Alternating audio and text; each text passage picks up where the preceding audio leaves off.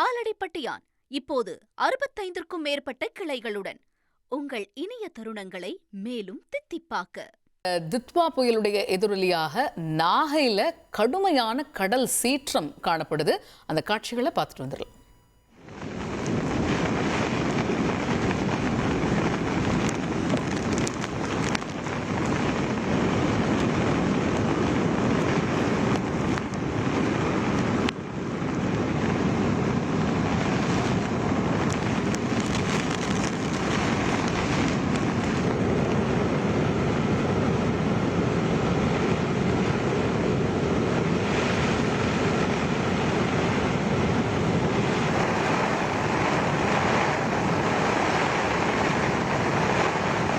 தகவல்களை செய்தியாளர் அந்தோணிராஜ் கிட்ட கேட்டு பெறலாம். அந்தோணிராஜ், வானிலை ஆய்வு மையம் வெளியிட்டிருக்கக்கூடிய அறிவிப்பில் கூட நாகையில் அதி கனமழைக்கான அந்த ரெட் அலர்ட் அப்படிங்கிறது கொடுக்கப்பட்டிருந்தது. இப்போ கடல் சீற்றத்தை காட்சிகளின் வாயிலாக பார்க்க முடியுது.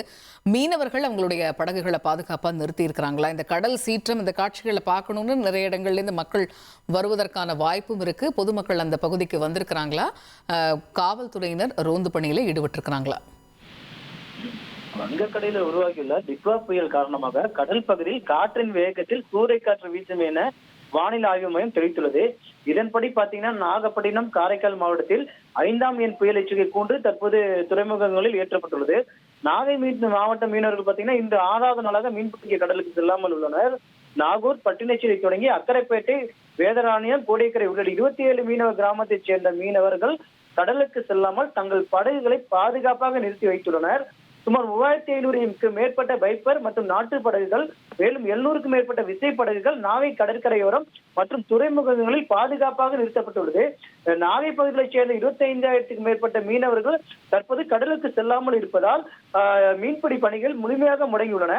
இதேபோல் பாத்தீங்கன்னா நாகை பகுதியில் பலத்த காற்று வீசி கடல் கடும் சீற்றத்துடன் காணப்பட்டு வருகிறது. கடல் சீற்றம் காரணமாக வேளாங்கண்ணி, நாகூர் கடல் பகுதியில் சுற்றுலா பயணிகள் பாதுகாப்பு கருதி கடலில் குளிக்க தடை விதிக்கப்பட்டுள்ளது. இதேபோல் நாகப்பட்டினத்தில் நேற்று இரவு முதல் மாவட்டம் முழுவதும் பல்வேறு பகுதிகளில் தொடர்ந்து கனமழை பெய்து வருகிறது. தொடர்ந்து மழை பெய்து வருவதால் பொதுமக்களின் இயல்பு வாழ்க்கை முற்றிலும் பாதிக்கப்பட்டுள்ளது. இப்ப தற்போது காலைக்கு அந்த நாகப்பட்டினம் லைட் ஹவுஸ் பகுதியில் இந்த கடல் சீற்றம் அதிகமாக காணப்பட்டு வருகிறது. இந்த பகுதியில் பொதுமக்களுக்கு தடை விதிக்கப்பட்டுள்ளது. மேலும் அந்த பகுதியில் நிற்க கூட முடியாமல் காற்றும் பலமாக வீசி வருகிறது. தகவல்களுக்கு நன்றி ஆந்தோனி. ஆலடிப்பட்டியான் இப்போது 65க்கும் மேற்பட்ட கிளைகளுடன் உங்கள் இனிய தருணங்களை மேலும் தித்திப்பாக்க.